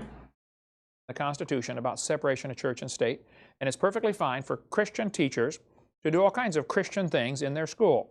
My brother taught 34 years, public school, had a picture of Jesus right by his desk all 34 years. Many teachers keep a Bible right on their desk. Now, if they give you a hard time, the principal might say you can't do that. I'm not saying you won't get persecution. But as far as legally, you can. I don't really care if a teacher has a Bible or a picture of Jesus on their desk. Just don't proselytize to the kids while you're teaching. Or at all, really, as the teacher. Proselytize to other people, if you want, who aren't your students. There's lc.org, libertycouncil.org, Matt Staver's organization. He handles cases like that. David Gibbs, they do stuff like that. David Gibbs, it's his organization in Orlando, Florida. So yes, if you have trouble, see one of those folks. But what happened, Thomas Jefferson wrote a letter to some Baptist pastors, and he's the one that mentioned the phrase in the letter, separation of church and state. And now the atheists are using that to say, oh, you can't have Christian things in government. What a dumb idea. Our country was founded to be a Christian country. They all said that. Go to wallbuilders.com, David Barton's. A lot of the founding fathers of the United States weren't Christians. Virtually none of them were atheists, I'll give you that, but a lot of them were deists, which is not a denomination of Christianity at all. It completely rejects most of the ideas in the Bible. Great website. He's got lots of stuff on. There's no such thing as separation of church and state, so don't fall for that. And we can cover more on that in our college class. Here's what's happened, though. The Constitution to the United States, Article 1, Section 10 says, you have the right to make a contract. Let's suppose Adam says, Brother Hovind, I'm going to pay you $10 an hour the rest of my life. Okay, and he signs a contract. And then he does not fulfill the contract. Well, then I can sue him. And he could say, I've got a constitutional right to keep my money. Yes, you do. But you also have a constitutional right to make a contract. That's technically true. I'm going to drink for it, and then I'm going to go get myself another drink. You would. It is broadly speaking true that you can, in fact, make contracts that take your rights and say, I no longer hold on to this right in respect to this area of my life. So, for instance, you have the right to free speech under the United States Constitution. But if you sign an NDA or a non-disclosure agreement, which I've signed several in my life, there are things I'm not allowed to talk about. Not because of the Constitution saying I can't, but because I signed the contract. So, for instance, I've worked for a particular company outside Las Vegas. I can't tell you what it is. I cannot tell you what company I was working for. Is that a violation of my free speech? No, it's because I signed a contract. So technically, Kent Hovind is correct. You can waive your rights more or less permanently as a result of contract. However, it is time for me to get another drink, which means it's time for some music.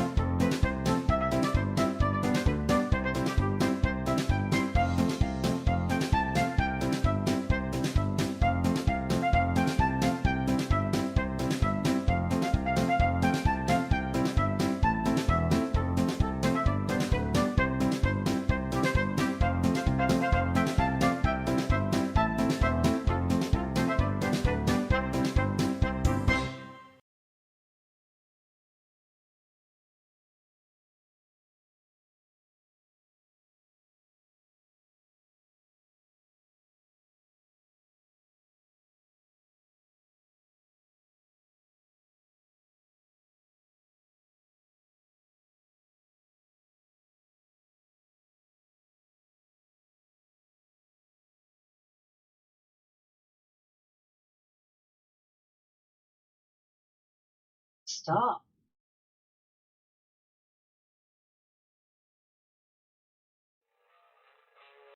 So what I'm getting from this is I need a longer video. Yeah. Yeah. Okay. Sorry about that, everybody. I'm actually working on that. Probably not next week, but maybe the week after. I'm actually going to have a little supercut of that video. My special message with the sad music. If you have seen that, most of you haven't, but I thought it was funny.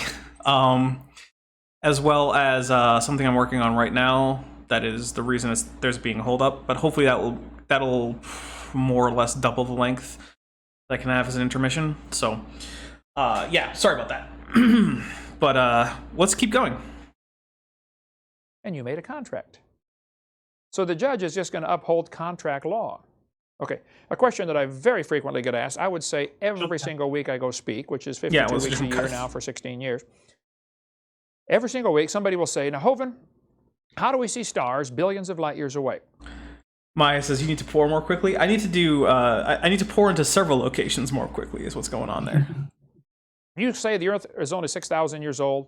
How do we see the stars? Yesterday on the radio program on the website, Dr. Dino, some guy called in and said, "Now, Hovind, I did some studies, and in a 6,000 year light year radius, we'd only have so many cubic miles, and all the stars wouldn't fit." I said, "Wait. Who said anything about a 6,000 mile radius?" He said, "Well, you're the one that said the universe." 6,000 light year radius, first of all. So I'm going to drink for Kent Hovind not knowing the difference between a mile and a light year. They did that in the Star Trek episode. Did they really? The universe collapsed. Oh, well, okay, but that was a different thing, all right? They're not saying, they didn't confuse a light year and a mile. Well, I mean, it's basically like a ridiculous science fiction story that Kent would probably. Okay, but I'm still gonna It drink. probably was a slip of his tongue, to be honest, but it was pretty bad. Yeah, that's really bad. So, okay. The reason that it's come up, though, Kent, is because it takes an entire year for light to travel a light year. So unless God is lying to you about light, the only things we should be able to see are things that are at a distance of 6,000 light years away if the universe is 6,000 years old. Shorter drinks, maybe? So, Monk Mayfair, if I did shorter drinks, I would just go leave more often. I don't know, would that be better? Like, if I just poured into shorter glasses? I mean, let me know, right? Like, leave comments or whatever. If you think you would rather have more frequent but shorter interruptions, I mean, maybe that's the thing. Let me know. Is only 6,000 years old. Yes, I did. But I did not say all the stars are within a 6,000 light year radius. Except that they have to be. Never said light that. travels That would be faster ludicrous. than light, because God stretched the heavens. Ah, but did he make the light go faster than light? Kent doesn't understand like redshift and blueshift and how light still only goes the speed of light. Yeah, I would imagine that Kent can't even comprehend special relativity. Now, I'm not going to lie and say that, oh yeah, I've got a firm grasp on general relativity. I got that right down. No, I don't. Not even close. Special relativity, however, is a lot simpler, and I would say anyone of even somewhat below average intelligence, if you took the time, could get a reasonably firm grasp on at least the concepts in special relativity. Yeah, Mage Grey Wolf, yeah, that's what I'm talking about. Yeah. Oh yeah, Beverly Crusher was. Oh, speaking of Star Trek, by the way, I'm gonna double check the poll here, because the poll is what I'm gonna stream after this stream here, because I'm gonna go onto my off-topic channel and stream, and the poll has finished. And Spaceships and Chill has won. So the options were Space Hulk, Deathwing, Total War Warhammer, Ark Survival Evolved, and Spaceships and Chill. So if any of my mods could post a link to my off-topic channel, that would be great. And I'm going to be streaming with Bent Hovind and I believe Duke Ellington, right? I don't know if he can make it for like an hour. He might be late. But... All right, well, we'll see. But we're going to do some Star Trek Bridge Crew, where we are going to be the crew of a Galaxy-class starship. And we're gonna go and fight Romulans or Klingons or Borg or something. I don't really know. We're gonna do and your stuff. captain will be. Have we decided that? Dapper Dino. Oh, this is gonna be me. Okay, so I guess I'm the captain. Yeah, and we're gonna see if we can do it more or less in character. Yes. Yeah, so that'll be fun. So yeah, check that out. Links hopefully in the chat at some point. Also, Vandalia asked a question: how far would 6,000 miles from Earth even be? Well, the Earth is about 8,000 miles in diameter. So it would basically be nothing. So depending on which direction you go, it could be like inside the Earth. Well, let's just say starting from the surface. And then going out. Yeah. Yeah, it's less than an Earth's diameter. Right, you wouldn't get to the moon. Like, not even close. Oh, not even. No. But how do we see the stars billions of light years away if the universe is only 6,000 years old? And I believe the Bible clearly teaches it's only 6,000 years old, and God made everything. Actually, he made the earth first in Genesis 1, and then verse 14, he made the stars also. Evolution says he made the stars evolve first and then the earth. Well, there's certainly a lot of stars out there. Nehemiah chapter 9 says, Thou, even thou art Lord alone. Thou hast made the heaven of heavens. God is claiming that he made them. So, either he did... I'll agree. In the context of that phrase right there, God said that God made the stars. Good job, Ken. I'm going to drink for it, just because I got a new drink and it's ice cold and I want to try some. And because Ken technically got something right. or he didn't. Oh, he did or he didn't. I'm going to drink again. Sure. And also, I forgot to drink for Godzilla that I heard come in while I was out. About the stars, how do they fit in? Astronomers kind of see a star blow up about every 30 years. It's not it's not like it's on a timetable. It might be every 5 years, might be every 50 years, but on an average, every 30 years, a star explodes. And they're looking out there with their telescope and say, oh, wow, there's a new one. A star exploded. It's called a nova. Or if it's a big one, they call it a supernova. Nova in... It's not just big. They're different classes of events. Just drink and move on. God. And not every supernova is even a star exploding.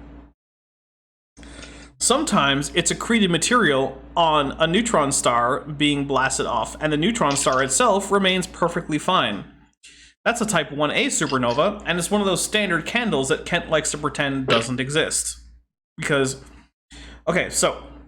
Who puts candles in space? Next to those cashmere sweaters? Speaking of space stuff, because by the way, we have a space background, so we're gonna do some space stuff. We're gonna talk about type 1a supernovae. So, most stars form, it seems, in multiple systems, where there's more than one star gravitationally bound. The most common kind is binary, right? Some kind of stars are in trinary systems or quaternary systems or even higher. But most stars, it seems, form in binary systems.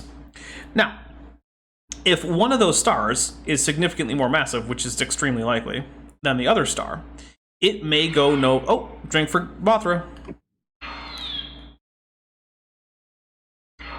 Drink much there, Bent? No, I just spill it. Live on air to 63 people. Ah, take that, people. Anyway, so the heavier star will go nova first. And if it's of a mass to leave behind a neutron star, then you will have a neutron star and a lighter mass, still active star that isn't a stellar remnant. But as a result of some complicated gravitational interactions that I don't really have a very firm grasp on, they will tend to fall towards each other over time. When they get close enough, the less massive star will start leaking its own atmosphere, and even sometimes, you know, it's like photosphere and things like that, onto the neutron star, which will form a normal matter crust on the top of the actual neutronium that forms the actual core of the neutron star. Well, at some point, this will get up to what's called the Chandrasekhar limit. This was named after a famous Indian astrophysicist whose name was Chandrasekhar, unsurprisingly. So, at this point, the star is built up so much outward pressure from the radiation internally, and it's being countered by so much gravitational pressure. And essentially, it has to blow off all of this stuff. And look, I don't understand all the physics behind it. Go ask an astrophysicist. But upon approaching the Chandrasekhar limit, all of the normal matter crust that has accumulated on top of the neutron star will blow off in a type 1a supernova. And because the Chandrasekhar limit is a single number, that's just, it's a value, right? Every type 1a supernova ends up having pretty much the same amount of energy output, which means they're all about the same brightness by necessity. So if you can identify a type 1a supernova, you know its absolute brightness, which means you can look at its apparent brightness, compare it to its known absolute brightness using the inverse square law, and you can find out how far away that type 1a supernova is. Well, no, you can find out how far away the light from that supernova was when God created the universe 6,000 years ago. And it was 6,000 light years away from Earth. Yeah. Science. Yeah, so... And Robert Madwell, I think I did say that it was specifically neutron stars that result in type 1a supernovae. Didn't I just... There's been enough gin that I'm not sure that I said that, but Ben... I heard you say neutron star. Okay, I think I got it right, Robert Madwell. I don't know. Maybe you're just behind. Hopefully, not involve neutron stars. They involve white dwarfs. Oh, do they involve? Oh, they do involve white dwarfs. Yeah, you're right. Or wait, are you right? I don't know. I don't remember which what. I just remember that there's a lot of cool types of supernova. Double check on me, people. I'm not an astrophysicist. I'm not even close. Just double check. Spanish means no go. By the way, the Chevy Nova did not sell very well in Mexico for that reason. Hey, drink because he told a joke. No. It's not funny. Well, actually, we're gonna drink twice because he's also true. It's also true. It is true. The Chevy Nova didn't sell very well because Nova in Spanish means it doesn't go. Oh, why would I do that? It won't go. But stars blow up every 30 years. Well, they've searched the heavens with these telescopes looking for how many supernova rings are there. They call it a dead star, or they can find less than 300. Yeah, they don't persist very long, Kent. Now, wait a minute. If there are less than 300 supernova rings, and one happens every 30 years, you can do the math. I mean, that's about 9,000 years. Oh, you know what Kent just did? He just figured out the relative stay time for observational, availability of a supernova. After about 9,000 years, they can't be observed anymore. Congrats, Kent. Did he just prove that the universe is at least 9,000 years old? It does. I don't know that he proved it, but it does seem to be that that's what it would indicate. So you know what? I'm gonna drink for Kent being an idiot and not even realizing he just contradicted himself. If the universe is billions of years old, there ought to be a whole lot more supernova rings out there. No, because supernova rings aren't permanent structures in space, Kent. They disperse. And by the way, they're called planetary nebulae. So I'm going to drink again for him not even approaching getting the science right. Why are there less than 300 supernova rings? Because it's less than 10,000 years old? Boy, they don't like that answer at all. Because I wonder why. Because it's stupid. It's like saying, okay, how old is the oldest human, Bent? 120 or so. Oh, so that must mean the world is 120 years old. Otherwise, someone would have lived longer, right? Exactly. That's how it works. Or maybe humans don't last as long as the Earth does. That's a possibility, right? The logical conclusion. Nope. Anyway, if stars are blowing up every 30 years, we would have About to have 3,000 planetary nebulae are now known to exist. That's about what he said. Out of 200 billion stars. Yeah. I mean, he was. Their very short lifetime compared to total stellar lifetime accounts for their rarity, like you said. Yep. Although, you know what? I'll drink because 3,000 is about what he said. So he accurately managed to report. I thought he said 300. Oh. I may have misheard. I'm just going to drink anyway. His information said it was from 1998 also. So it was just old. I'm just going to drink and say he was right. Just one star born every 30 years, just to keep the balance. I mean, countries that have a population problem because they're getting... And Alam says, Nova as a single word does not mean no-go. Right, but... Yeah, however, if you just say those two syllables in a row, it sounds a lot like no-go or it doesn't go in Spanish. And it was a notable...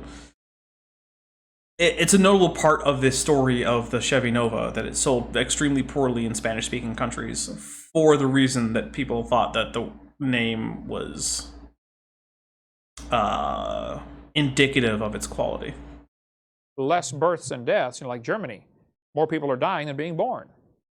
Oh, well, eventually that's going to create a problem, okay? Stars should have to be born. Nobody's ever seen one star form. Okay, in one of my videos, honestly, I don't remember which, but I went through, or actually, I just put in a clip of Aaron Ra and linked to the original video of him pointing out something like a dozen or so articles in which people were observing star birth. So, Kent's stupid, and most of these articles that were mentioned were from like the 80s and the 90s. So that he would have had time to know about it by here. So I'm going to drink. Not one. We see them blow up all the time. They've never seen a star form, and I'll cover that in a second. Its last estimate by Hubble telescope was that there are 70 sextillion stars. 70 sextillion. They say the universe is 20 billion years old. Well, you can do the math. That means 6.5 million stars would have to form every minute. I'm going to drink, and then I'm going to tell why I'm drinking.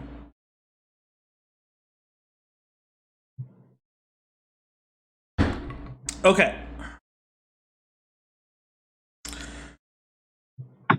Let's suppose that right now I were to collect a bunch of redwood seeds. 1 million redwood seeds. And then I were to clear cut a bunch of land that was reasonably reliable for redwood growth and plant 1 million redwood seeds. Okay. And then protect it from anyone who would, get rid of the redwood saplings. Okay. Then wait 10,000 years, which is more than enough time for the redwood tree to go through several generations. And then someone pointed out that this redwood forest couldn't be 10,000 years old because we don't see the trees growing at the right speed, right? The speed that we see new redwood trees going in this well-established redwood forest isn't sufficient to say that this redwood tree or forest is 10,000 years old, because the rate would have to be much higher than we observe. What are they forgetting? They're forgetting that the initial point, there was a much higher rate of redwood tree formation than there would be in subsequent years.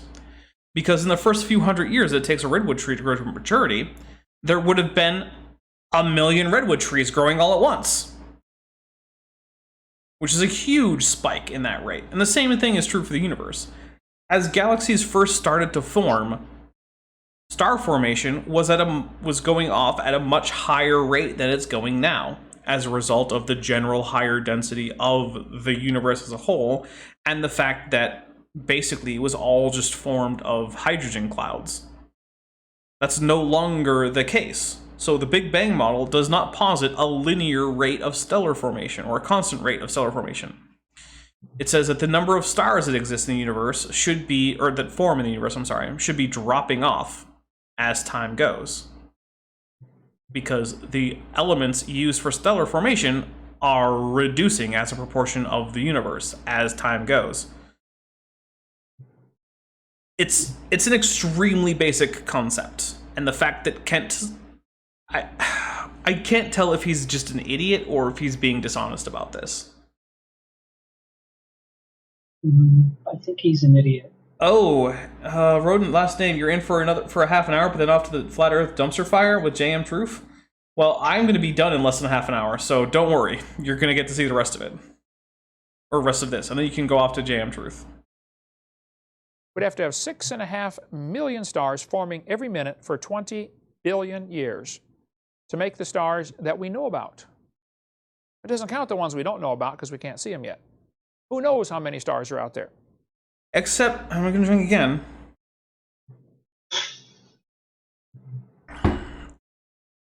Basically, none of the stars that we see have an estimated lifetime approaching the age of the universe. All of the stars, Kent, all of them that currently exist formed after the Big Bang, or at least the initial expansion, because the Big Bang is still technically ongoing. It hasn't stopped. Every single star that has ever existed formed quite a bit after the initial expansion. And all the ones that currently exist formed at least a few billion years after. There are no primordial stars left. Not a single one. Sometimes the textbooks will say, well, there are new stars being constantly born in clouds of gas and dust. This is so stupid. How a physics textbook can teach this, I don't know.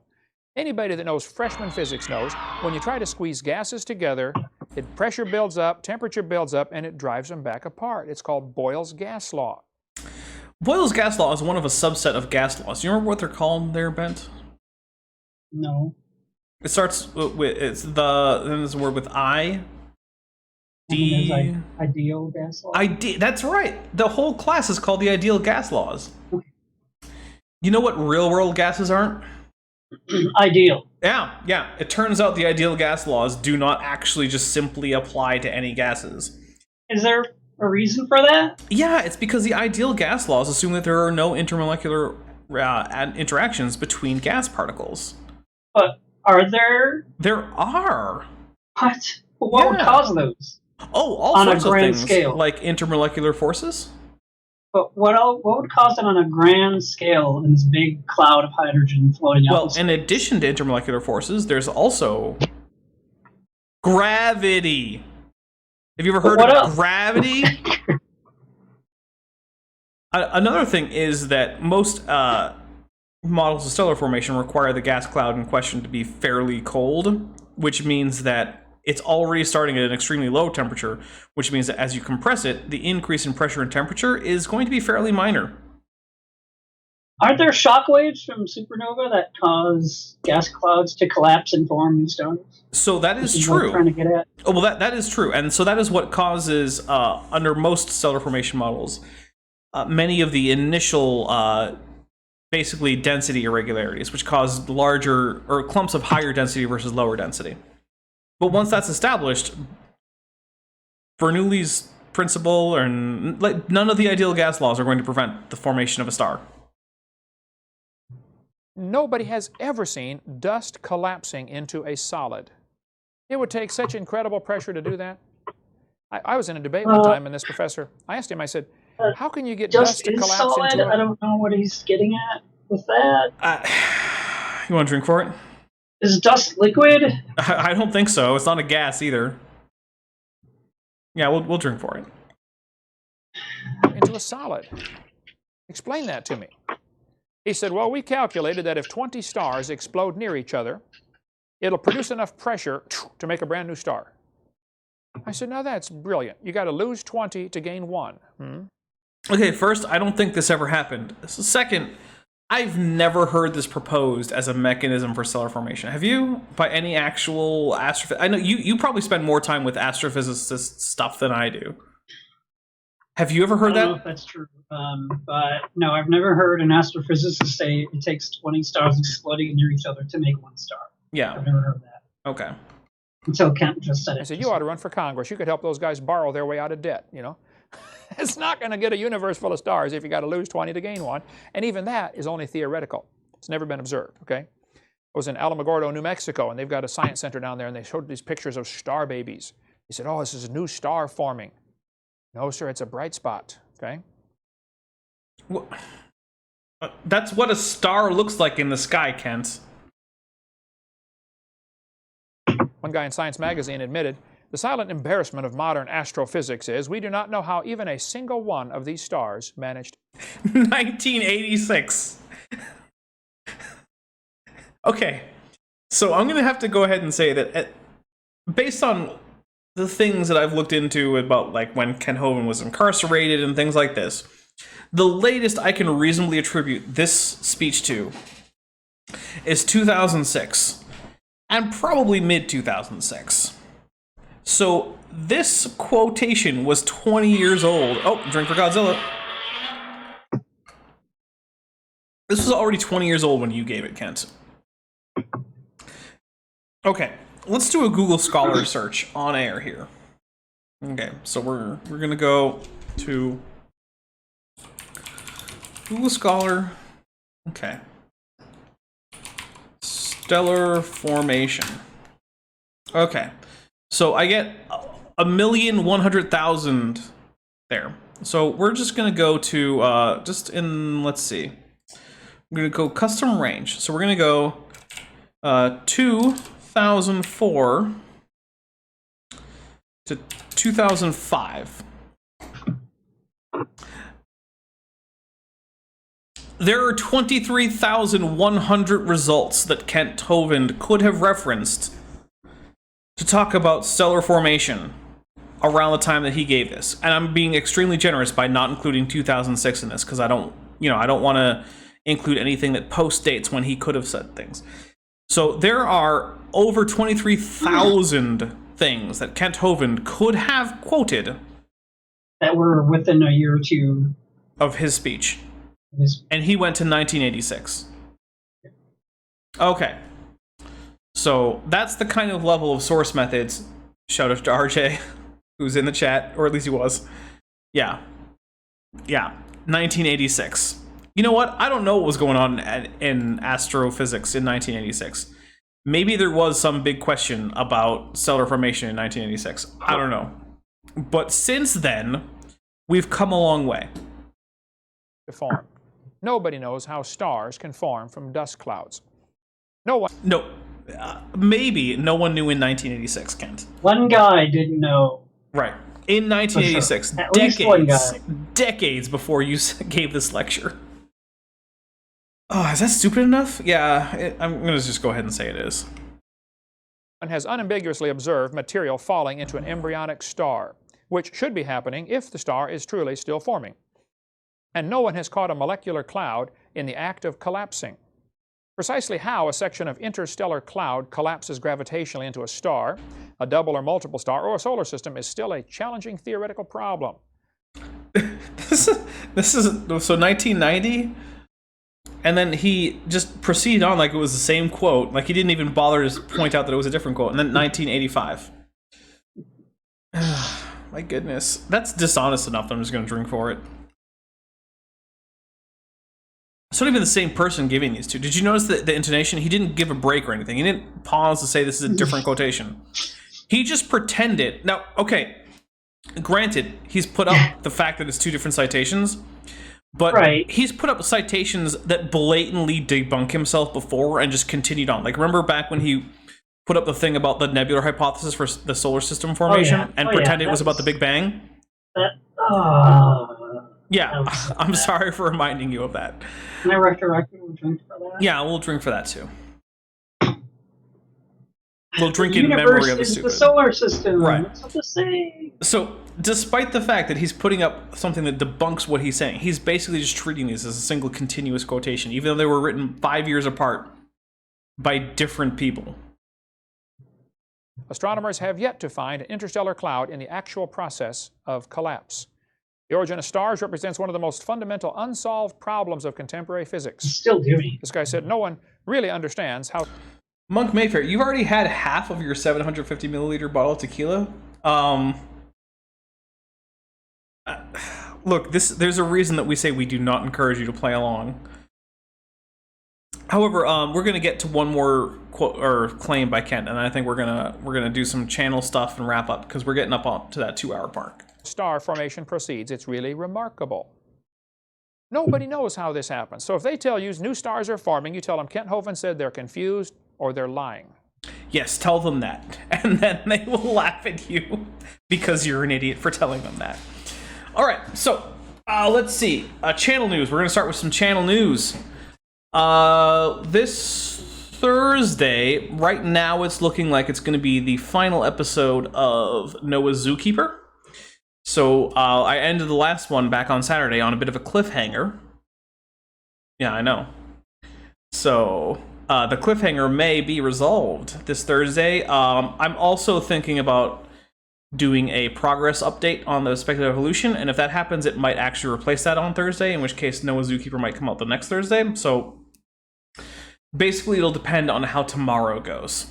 If I get enough done tomorrow on the speculative evolution project, which is basically if I can get maybe a couple more creatures in there, then I will probably do the speculative evolution project on Thursday. If I can't, then Thursday will just be the next episode of Noah's Zookeeper. Saturday should be my Clifford Reynolds episode of Leaving Earth Creationism. I'm going to double check with him, make sure we're good for that. Then the Tuesday after that should be Kent with Bent 26. I don't know what we're going to call it yet. We're going to work on that. That's channel news for this. Let's see. If you want to check out what I'm doing next, I'm going to be streaming some Star Trek Bridge Crew, which is a VR game, that's always fun. To YouTube on my off-topic channel, which has already been linked, but if any of my mods could relink it, that would be great. That'll probably happen in, I don't know, maybe in an hour-ish. That seem reasonable there, Bent? Half an hour. Half hour? I don't know. I want to make sure that I have enough time to make sure everything is all set up, because I had to update my drivers recently, and I might need batteries or something. ASAP is possible. Yeah, ASAP is possible. I'd say within an hour and 3 minutes. Who knows exactly, but check out my my off-topic channel for that. Let's see. Cheshire, Vic, and I are hoping to get to the final 30 questions for 100 questions for atheists. Hopefully soon. But her availability is a little low at the moment, and she's on that panel for that. So we want to make sure everyone's available for that. So it'll depend a little bit on when Erica's available. It might not be this week, basically. So yeah, I'm not positive. But that will be coming on Cheshire Vic's channel. So if you want to see that, go to Cheshire Vic's channel. If you want to see what I already have for that, both episodes should be on my Dapper on Other Channels playlist, which is you can get at my channel homepage. Let's see. Is there anything that you want to plug there, Bent? No, I have nothing to plug. Okay. The only other thing I have is basically when I can, I'm going to be giving progress updates on the 40K stuff that I'm doing for I just got some models and whatnot. So that'll be on the off-topic channel as well. I might post I'll definitely post some stuff where it's like, okay, here are the miniatures I have.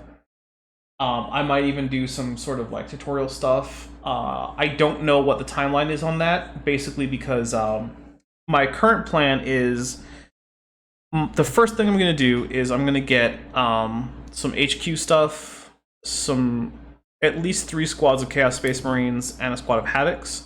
However, I don't want to really assemble them until I have the 3 squads of Chaos Space Marines and the Havocs. So currently they're on the Amazon wish list. So I mean, if you're feeling extremely generous, which there's no reason really you should be, but if you are, that's there. And then I'm planning on basically using my birthday coming up next month as an excuse to get myself some of those other stuff that's on the wish list that will help accelerate that.